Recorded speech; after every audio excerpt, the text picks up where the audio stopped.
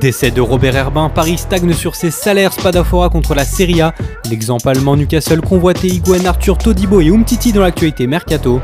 C'est parti pour le journal Made in Foot du 28 avril. Et on commence malheureusement avec un décès qui touche le football français. À la une de l'équipe ce matin, un hommage à Robert Herbin, décédé à 81 ans. L'emblématique joueur et entraîneur de Saint-Étienne a été victime de gros problèmes cardiaques et pulmonaires. Le Sphinx, comme le surnommait son ami et journaliste Jacques Vendroux, emporte avec lui les plus belles pages de l'histoire des Verts. 6 fois champion de France sur le terrain et 4 sur le banc, Herbin a participé à toutes les conquêtes du club du Forez durant ses heures les plus glorieuses.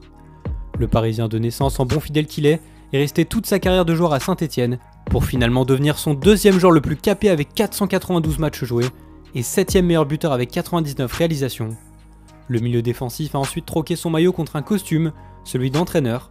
De 1972 à 1983, Robert Herbin a emmené les siens au sommet du football français et presque européen en 1976, atteignant la finale de la Ligue des Champions à Glasgow avec ses fameux poteaux carrés. Une défaite 1-0 face au Bayern de Munich et des regrets éternels. Depuis 1995 et un passage au Red Star, Herbin s'était éloigné des terrains avant d'écrire bénévolement une chronique sur les matchs des Verts dans le Progrès. Le Sphinx est décédé hier à 81 ans et laisse un grand vide au football français. On reste en France et direction Paris où l'accord entre les joueurs et la direction à propos de la baisse des salaires n'a toujours pas été trouvé. Alors que tous les joueurs du PSG sont placés en chômage partiel depuis le début du mois d'avril et qu'ils touchent donc 70% de leurs revenus, les discussions n'avancent pas.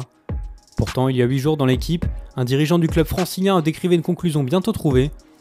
Le président Nasser Al-Khelaifi avait lui aussi déclaré que des efforts devaient être fournis par ses joueurs. Mais pour le moment, rien n'avance et les recettes parisiennes continuent à s'effondrer. D'après l'équipe, 215 millions d'euros pourraient être perdus par Paris. Les plus petits salaires du club attendent de l'aide des joueurs les mieux payés. De son côté, Neymar reste au Brésil en attendant la reprise de l'entraînement. Le Brésilien est évidemment au cœur d'un feuilleton le renvoyant à Barcelone cet été. Mais d'après les Sportios, le Barça ferait face à la dure réalité. Comme l'avait annoncé TV3, un média catalan, les Blaugranas n'auraient aucune chance de rapatrier leur ancienne star cet été, à cause des problèmes financiers liés à la crise du coronavirus et d'une masse salariale trop chargée. Direction désormais l'Italie avec un nouveau rebondissement dans ce feuilleton interminable qu'est la reprise du championnat. À la une du Corriere dello Sport, la révolte du Calcio, en référence à la perte de patience des acteurs du football face aux décisions contradictoires prises par les hauts dirigeants. Hier, le ministre des Sports Vincenzo Spadafora a refroidi tout le monde en précisant qu'à la reprise de l'entraînement collectif prévu pour le 18 mai n'annonçait pas forcément le retour de la compétition. Tout cela un jour seulement après le feu vert donné par le Premier ministre Giuseppe Conte. Ils sont en train de tuer le football, titre Tuttosport. L'opposition entre Gabriele Gravina, président de la fédération, est favorable à la reprise et Giovanni Malago, membre du comité olympique, est plus sceptique, renforce l'instabilité de la situation. La Gazzetta dello Sport évoque un coup de frein par rapport au pessimisme des scientifiques et décrit une ligue furieuse suite à la prise de parole de Spadafora. En Allemagne, la situation est beaucoup moins figée.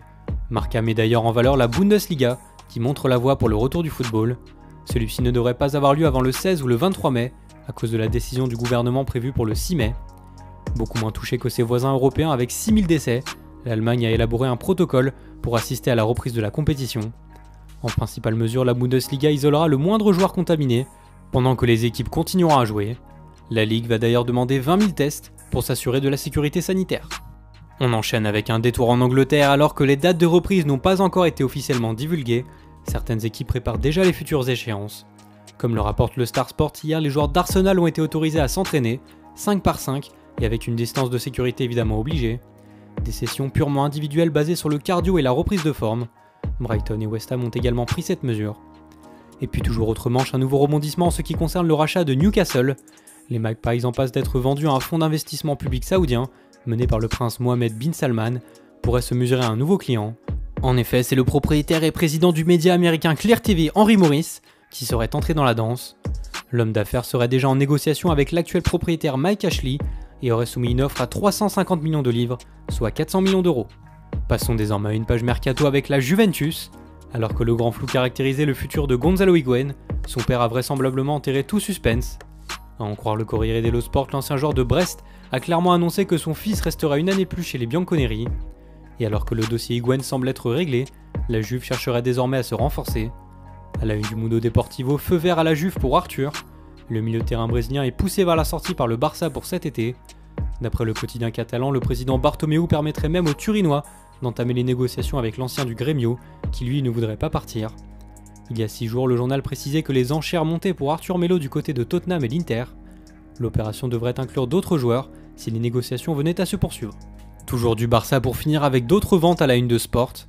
En effet, Jean-Claire Todibo, débarqué de Toulouse l'été dernier et prêté cet hiver à Schalke, ne devrait pas faire long feu en Catalogne. Selon le quotidien barcelonais, le jeune français de 20 ans aurait trouvé un point de chute à Everton. 20 millions d'euros pourraient alors être déboursés par les Toffees pour attirer le défenseur central. Un défenseur central sur le départ en voilà un autre. Samuel Umtiti, dont la piste a été abandonnée par Naples, pourra lui être prêté, d'après Sport. Merci beaucoup de nous avoir suivis, rendez-vous demain pour un nouveau journal Made in Foot.